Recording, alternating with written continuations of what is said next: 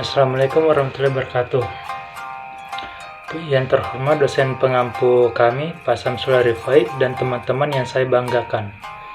Bersyukur senantiasa kita panjatkan atas kehadirat Allah Subhanahu wa Ta'ala yang telah memberikan nikmat dan hidayahnya berupa kesehatan dan berbagai macam nikmat yang tidak dapat dihitung jumlahnya. Tak lupa kita panjatkan salawat serta salam kepada Nabi besar Nabi Muhammad SAW yang berbagai tindakannya selalu kita ikuti agar bisa mendapatkan pahala dari Allah Subhanahu wa Ta'ala, dan semoga kita bisa peroleh syafaatnya di hari pembalasan kelak.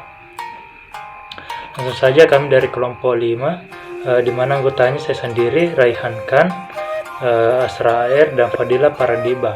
Kami akan mempresentasikan materi kami yang berjudul teori produksi serta perannya dalam proses produksi suatu perusahaan. Langsung saja untuk mengefisienkan waktu dan durasi video ini, saya akan membacakan materi pertama. Pertama, teori produksi. Produksi adalah salah satu aktivitas ekonomi yang menghasilkan hasil akhir atau output dari suatu proses yang membutuhkan beberapa masukan atau input. Sehingga kegiatan produksi merupakan kombinasi antara beberapa masukan atau input yang bisa disebut sebagai faktor-faktor produksi yang kemudian akan menghasilkan keluaran atau output agar nilai guna barang atau jasa tersebut bertambah. Teori produksi dibagi menjadi dua, yaitu jangka pendek dan jangka panjang. Dalam produksi jangka pendek terdapat fixed input dan variable input. Fixed input ini yang dimaksud adalah modal, sedangkan variabel input adalah tenaga kerja. Untuk meningkatkan hasil produksi dalam jangka pendek, pelaku usaha tidak bisa menambahkan modal, namun mereka bisa menambah jumlah tenaga kerjanya. Tenaga kerja ini yang ditambah pun tidak boleh terlalu banyak agar tetap produktif. Sedangkan dalam produksi jangka panjang, modal dan tenaga kerja merupakan input variabel dan tidak ada input tetapnya. Sekian materi pertama, saya serahkan kepada pemateri selanjutnya untuk membacakan materi kedua. Bismillahirrahmanirrahim. Assalamualaikum warahmatullahi wabarakatuh. Terima kasih atas kesempatan yang telah diberikan kepada saya. Langsung saja di sini saya akan memaparkan materi saya, yaitu fungsi produksi. Fungsi produksi menunjukkan sifat hubungan di antara faktor-faktor produksi dan tingkat produksi dihasilkan. Faktor-faktor produksi dikenal pula dengan istilah input, dan jumlah produksi selalu juga disebut sebagai output. Fungsi produksi selalu dinyatakan dalam bentuk rumus, yaitu sebagai berikut. Q sama dengan F K L R T, di mana K jumlah stok modal, L jumlah tenaga kerja, dan ini meliputi berbagai jenis tenaga kerja dan keahlian keusahawanan. R kekayaan alam, T tingkat teknologi yang digunakan. Q jumlah produksi yang dihasilkan oleh berbagai jenis faktor-faktor produksi tersebut, yaitu secara bersamaan digunakan untuk memperoleh barang yang sedang dianalisis sifat produksinya. Maksud dari persamaan ini adalah persamaan tersebut merupakan suatu pernyataan matematik yang pada dasarnya berarti bahwa tingkat produksi suatu barang tergantung kepada jumlah modal, jumlah tenaga kerja, jumlah kekayaan alam, dan tingkat teknologi yang digunakan. Jumlah produksi yang berbeda-beda dengan sendirinya akan memerlukan berbagai faktor produksi tersebut dalam jumlah yang berbeda-beda juga.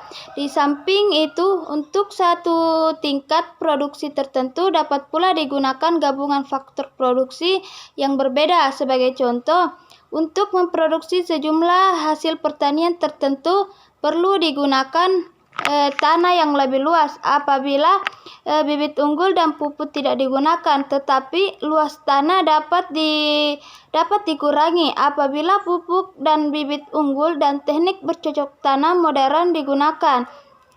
Dengan membandingkan berbagai gabungan faktor-faktor produksi untuk menghasilkan sejumlah barang tertentu, dapatlah ditentukan gabungan faktor produksi yang paling ekonomis untuk memproduksi sejumlah barang tersebut. Teori produksi dalam ilmu ekonomi membedakan analisisnya kepada dua pendekatan, yaitu yang pertama teori produksi dengan satu faktor berubah. Teori produksi sederhana menggambarkan tentang hubungan di antara tingkat produksi suatu barang dengan jumlah tenaga kerja yang digunakan untuk menghasilkan berbagai tingkat produksi barang tersebut. Dalam analisis tersebut dimisalkan bahwa faktor produksi lainnya adalah tetap jumlahnya, yaitu modal dan tanah jumlahnya dianggap tidak mengalami perubahan. Satu-satunya faktor produksi yang jumlahnya dapat diubah adalah tenaga kerja. Hal ini disebabkan dengan menambah jumlah tenaga kerja bisa mempercepat laju produksi. Meskipun demikian, jika terus ditambah tenaga kerja akan mencapai penurunan dalam hal produksi. Ini dikarenakan faktor produksi tidak dapat mengimbangi jumlah tenaga kerja. Oleh karena itu, tenaga kerja menjadi faktor yang bisa dimanfaatkan perusahaan untuk mempercepat laju produksinya dengan tetap berpatokan pada faktor produksi yang lainnya. Yang kedua yaitu teori produksi dengan dua faktor berubah. Analisis yang baru saja dibuat menggambarkan bagaimana tingkat produksi akan mengalami perubahan apabila dimisalkan satu faktor produksi, yaitu tenaga kerja terus-menerus ditambah, tetapi faktor-faktor produksi lainnya dianggap tetap jumlahnya, yaitu tidak dapat diubah lagi. Dalam analisis berikut dimisalkan terdapat dua jenis faktor produksi yang dapat diubah jumlahnya, seperti tenaga kerja dan modal. Misalkan kedua faktor produksinya dapat dipertukarkan penggunaannya, yaitu tenaga kerja dapat menggantikan modal atau sebaliknya, atau harga tenaga kerja dan pembayaran per unit kepada faktor modal. Diketahui analisis tentang bagaimana perusahaan akan meminimumkan biaya dalam usahanya untuk mencapai satu tingkat produksi tertentu dapat ditunjukkan. Selanjutnya yaitu bentuk-bentuk organisasi perusahaan. Organisasi perusahaan dapat dibedakan menjadi tiga bentuk organisasi yang pokok, yaitu perusahaan perseorangan, firma, perseorangan terbatas. Di samping perusahaan pokok ini, ada pula perusahaan negara dan perusahaan yang dikendalikan secara koperasi. Yang pertama, perusahaan perseorangan. Usaha pribadi atau perseorangan adalah bentuk bisnis yang dimiliki dan dioperasikan oleh hanya satu orang dan mengambil segala keputusan dan bertanggung jawab secara pribadi atas segala hal yang dilakukan oleh perusahaan. Pendirian perusahaan perseorangan tidak diatur dalam KUHD dan tidak memerlukan perjanjian karena hanya didirikan oleh satu pengusaha saja. Perusahaan perseorangan dibagi dalam dua kelompok, yaitu yang pertama, usaha perseorangan berizin, memiliki izin operasi dari Departemen Teknis. Misalnya, bila perusahaan perseorangan bergerak dalam bidang perdagangan, maka dapat memiliki izin seperti tanda daftar usaha perdagangan atau TDUP, surat izin usaha perdagangan atau SIUP. Yang kedua, usaha perseorangan yang tidak memiliki izin, misalnya usaha perseorangan yang dilakukan para pedagang kaki lima, toko barang kelontong, dan sebagainya. Kelebihan perusahaan perseorangan. Yang pertama, mudah dibentuk, murah biaya pembentukannya, dan banyak negara tidak memerlukan izin pembentukan dari pemerintah. Yang kedua, keuntungan hanya dimiliki oleh satu orang, yaitu pendiri usaha tersebut. Yang ketiga, pembuatan keputusan dan pengendalian hanya digunakan oleh satu orang, sehingga orang yang tersebut benar-benar mengetahui bisnis yang dijalankannya. Yang keempat, fleksibel dalam arti manajemen dapat mudah beraksi terhadap keputusan harian dengan mudah. Yang kelima, relatif tidak ada kontrol dari pemerintah sehingga pajak yang harus dibayarkan adalah pajak pribadi bukan pajak usaha. Kekurangan perusahaan perseorangan. Yang pertama, tanggung jawab utang tidak terbatas. Artinya, apabila terjadi kewajiban pembayaran, maka kewajiban itu harus dipenuhi dengan menyerahkan seluruh harta perusahaan dan harta pribadi miliknya. Yang kedua, jarang ada yang bertahan lama, di mana hal ini dapat saja disebabkan oleh meninggalnya pendiri atau pemilik dari perusahaan tersebut. Yang ketiga, relatif sulit untuk memperoleh pinjaman jangka panjang dengan bunga yang rendah. Yang keempat, relatif bergantung hanya pada pola pikir satu orang saja. Apabila orang ini tidak berpengalaman dalam bisnis, maka risiko kegagalan akan sangat besar. Yang kedua, perusahaan perkongsian atau firma. Firma adalah bentuk badan usaha yang didirikan oleh beberapa orang dengan menggunakan nama bersama atau satu nama digunakan bersama. Dalam firma, semua anggota bertanggung jawab sepenuhnya, baik sendiri-sendiri maupun bersama terhadap utang-utang perusahaan kepada pihak lain. Bila perusahaan mengalami kerugian, akan ditanggung bersama kalau perlu dengan seluruh kekayaan pribadi mereka. Firma harus didirikan dengan akta otentik yang dibuat di muka notaris. Akta pendirian firma harus didaftarkan di kepariteraan pengadilan negeri yang daerah hukumnya meliputi tempat kedudukan firma yang bersangkutan. Setelah itu, akta pendirian harus diumumkan dalam berita negara atau tambahan berita negara.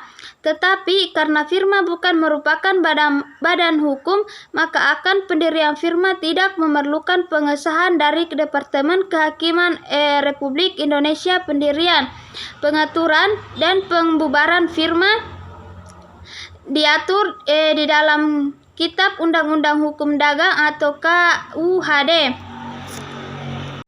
Ketiga, perseroan terbatas. Menurut pasal 1-1 Undang-Undang Nomor 1 Tahun 1995, perseroan terbatas adalah badan hukum yang didirikan berdasarkan perjanjian, melakukan kegiatan usaha dengan modal dasar yang seluruhnya terbagi dalam saham dan memenuhi persyaratan yang ditetapkan dalam undang-undang ini serta peraturan pelaksanaannya.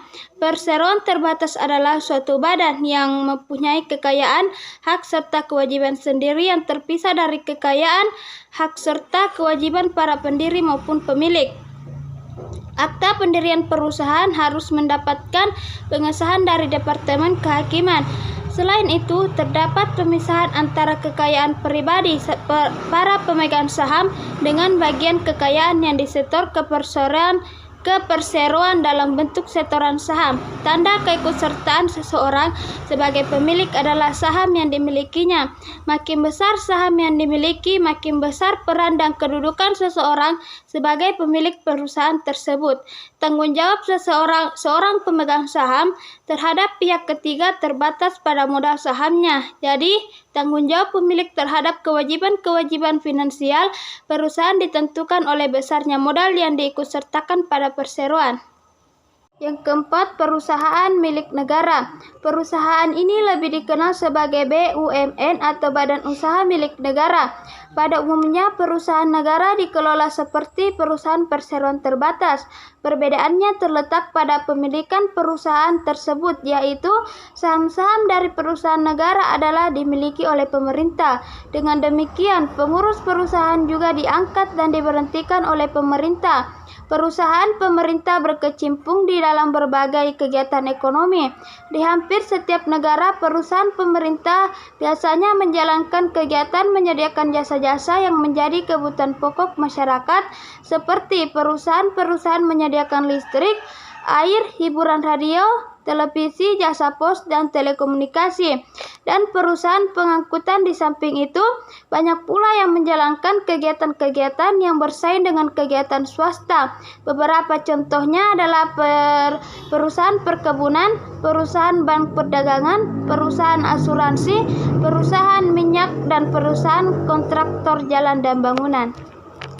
Yang kelima, perusahaan koperasi. Perusahaan koperasi adalah perusahaan yang didirikan bukan untuk mencari keuntungan, tetapi untuk melindungi kepentingan para anggotanya.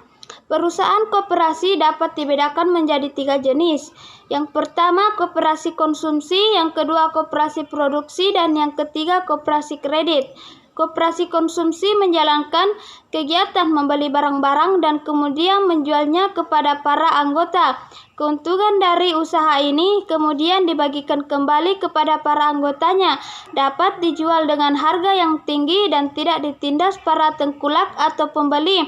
Dan koperasi kredit adalah badan pinjam-meminjam yang meminjamkan uang kepada para anggotanya dengan tingkat bunga yang relatif rendah.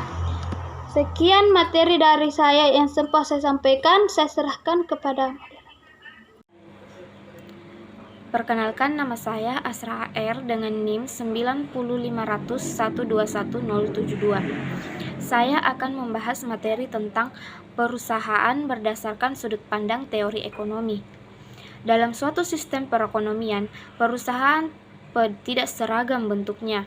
Ada perusahaan yang dimiliki oleh satu orang dan ada pula perusahaan yang dimiliki beberapa orang. Bahkan ada pula perusahaan raksasa yang dimiliki beribu-ribu orang dalam bentuk kepemilikan saham perusahaan tersebut. Di samping itu, ada pula perusahaan yang dijalankan oleh pemerintah. Dalam hal ini terdapat perbedaan dalam bentuk organisasi dan perusahaannya. Mereka juga berbeda di dalam jenis usahanya. Dalam teori ekonomi tidak membedakan apakah itu perusahaan pemerintah atau perusahaan swasta, dan apakah perusahaan swasta itu berbentuk perusahaan perseorangan atau perkongsian atau perseroan terbatas. Begitu pula tidak dilakukan pembedaan di antara perusahaan kecil dan perusahaan raksasa dan perusahaan pertanian, industri, atau perdagangan. Dalam teori ekonomi, berbagai jenis perusahaan dipandang sebagai unit-unit badan usaha yang mempunyai tujuan yang sama, yaitu untuk mencapai keuntungan maksimum. Untuk tujuan itu perlu mengatur penggunaan faktor-faktor produksi dengan cara seefisien mungkin sehingga usaha memaksimumkan keuntungan dapat tercapai dengan cara yang dari sudut ekonomi dipandang sebagai cara yang paling efisien. Selanjutnya saya akan membahas materi tentang faktor-faktor yang diperlukan dalam terlaksananya proses produksi. Produksi tidak akan dapat dilakukan kalau tidak ada bahan-bahan yang memungkinkan dilakukannya proses produksi itu sendiri. Untuk bisa melakukan produksi, orang memerlukan tenaga manusia, sumber-sumber alam, modal dan segala bentuknya, serta kecakapan. Jadi semua unsur yang menopang usaha penciptaan nilai atau usaha memperbesar nilai barang disebut sebagai faktor-faktor produksi. Ada 4 faktor produksi secara teori. Yang pertama yaitu sumber daya alam. Allah Subhanahu wa Ta'ala menciptakan alam, di dalamnya mengandung banyak sekali kekayaan yang bisa dimanfaatkan manusia. Manusia sebagai makhluk Allah hanya bisa mengubah kekayaan tersebut menjadi barang kapital atau pemenuhan yang lain. Yang kedua yaitu tenaga kerja. Tenaga kerja yaitu menentukan kualitas dan kuantitas suatu produksi. Di dalam ilmu ekonomi, yang dimaksud dengan istilah tenaga kerja manusia atau labor bukanlah semata-mata kekuatan manusia untuk mencangkul, menggergaji, bertukang, dan segala kegiatan fisik lainnya, akan tetapi lebih luas lagi, yaitu human resource atau sumber daya manusia. Di dalam istilah human resource atau SDM itu tercakup tidak saja tenaga fisik atau tenaga jasmani manusia, tetapi juga kemampuan mental atau kemampuan non-fisiknya. Yang ketiga yaitu modal atau kapital, yaitu meliputi semua jenis barang yang dibuat untuk menunjang kegiatan produksi barang-barang lain serta jasa-jasa. Termasuk ke dalam bilangan barang-barang modal, misalnya mesin-mesin, pabrik-pabrik, jalan raya, pembangkit tenaga listrik, gudang, serta semua peralatannya. Yang keempat itu kecakapan tata laksana atau manajemen. Kecakapan atau skill yang menjadi faktor produksi keempat ini disebut juga dengan sebutan entrepreneurship. Entrepreneurship ini merupakan faktor produksi yang intangible atau tidak dapat diraba. Tetapi sekalipun demikian peranannya justru amat menentukan. Seorang entrepreneurship mengorganisir ketiga faktor produksi lainnya agar dapat dicapai hasil yang terbaik. Entrepreneurship atau managerial skill itu adalah amat penting peranannya sehubungan dengan yang dihasilkan. Sekian yang bisa saya sampaikan. Itulah tadi presentasi dari kelompok kami. Saya perwakilan dari kelompok 5 mengucapkan mohon maaf apabila terdapat kesalahan dalam penyebutan materi atau penjelasan dari kami yang terlalu sulit dipahami. Saya harap apa yang kami jelaskan tadi atau presentasikan bisa bermanfaat bagi kita semua, baik untuk memperoleh ilmu atau pahala di sisi Allah Subhanahu wa taala. Saya tutup, wallahumma fil aqwamit thariq. Wassalamualaikum warahmatullahi wabarakatuh.